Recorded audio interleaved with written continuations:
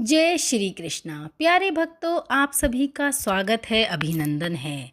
भक्तगणों, आज फिर से एक बार भक्ति में डुबोकर आपको ले चलते हैं श्री वृंदावन की पवित्र पावन गलियों में, जहां अगर कोई एक बार चला जाए तो उसका कभी आने का मन ही ना करे। ऐसा प्रभाव है वृंदावन की मिट्टी और हवा का। पवित्र पावन उस वृंदावन की एक सत्य घटना जो कि बिल्कुल सच है, हम आपको सुनाने जा रहे हैं। बात भक्ति की है, बात है उस श्रद्धा की जिसके आगे जब भक्तगणों के मन में अगर श्रद्धा आ जाए तो उन्हें कहीं कुछ भी दिखाई नहीं देता। चलिए आइए सुनाते हैं भाव विभोर कर देने वाली वृंदावन की एक सत्य घटना। बात भाव की है, बात है उस निर्मल मन की, और बात है ब्रज की, बात है वृंदावन की। बूझो तो बहुत कुछ है, नहीं तो बस सिर्फ पागलपन है और सिर्फ एक कहानी है, एक सच्ची घटना। सुनिए एक संत की। एक बार वृंदावन मथुरा गए, वहाँ कुछ दिन घूमे फिरे और दर्शन किए।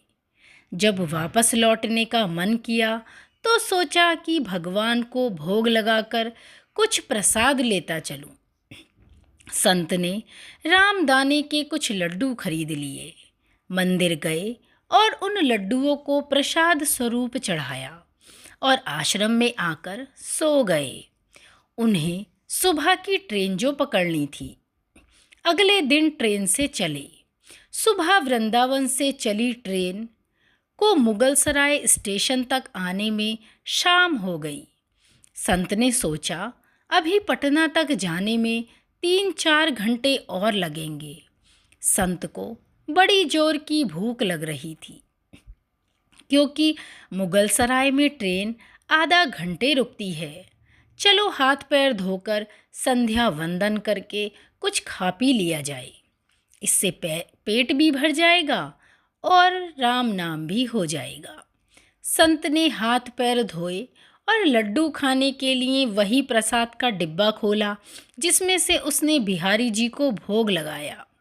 उन्होंने देखा लड्डू में तो चींटे लगे हुए थे।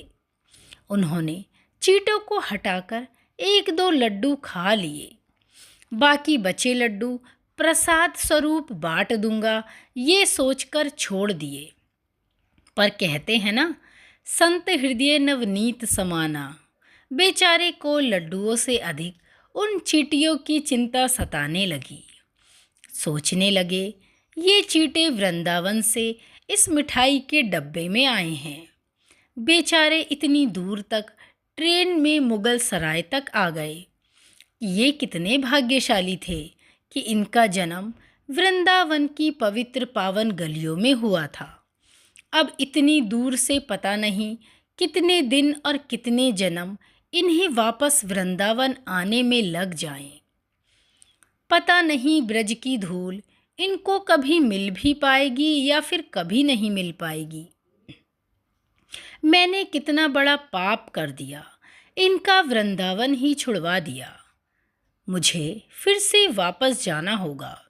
और संत ने उन चींटों को वापस उसी मिठाई के डिब्बे में बड़ी सावधानी से रख दिया। वृंदावन जाने की ट्रेन फिर से पकड़ ली। उसी मिठाई की दुकान के पास गए, डिब्बा धरती पर रखा और हाथ जोड़कर कहने लगे, मेरे भाग्य में नहीं कि तेरे ब्रज में रह सकूं, तो मुझे कोई अधिकार भी नहीं है कि जिसके भाग्य में ब्रज की धूल लिखी है उसे उस धूल से जुदा कर सकूं।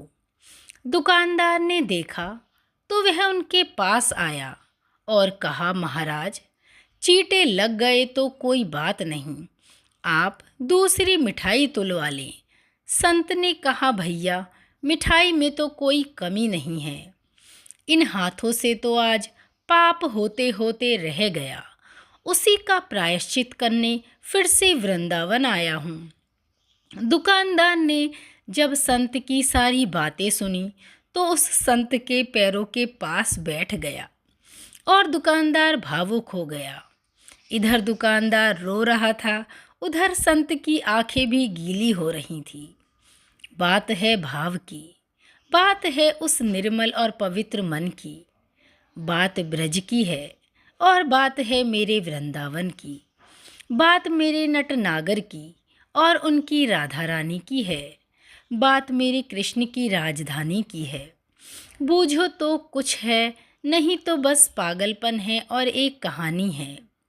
घर से जब भी बाहर जाएं तो घर में विराजमान अपने प्रभु से अवश्य ही मिलकर जाएं, और जब लौटकर वापस आएं तो उनसे ज़रूर मिलें, क्योंकि उनको भी आपके घर लौटने का इंतज़ार रहता है। घर में यह नियम अवश्य बनाएं कि जब भी आप घर के बाहर निकलें तो घर के मंदिर के पास 2 घड़ी खड़े रहकर कहें, प्रभु चलिए, आपको साथ में रहना है। क्योंकि आप भले ही लाखों की घड़ी हाथ में क्यों ना पहनो, पर समय तो प्रभु के हाथ में ही है, उस गिधर नागर के हाथ में ही है, जो इस पूरी दुनिया को अपने इशारों पर नचाता है। तो भगवान से मिलना ना भूलें, हर पल उनका धन्यवाद करना ना भूलें। बस यही सीख देती है वृंदावन की ये सत्य घटना। ऐसे ही सुंदर और भाव विभोर कहानियाँ सुनने के लिए जुड़े रहे हमारे चैनल के साथ, कहानी सुनो के साथ। आप सभी को दिल से जय श्री राधे राधे।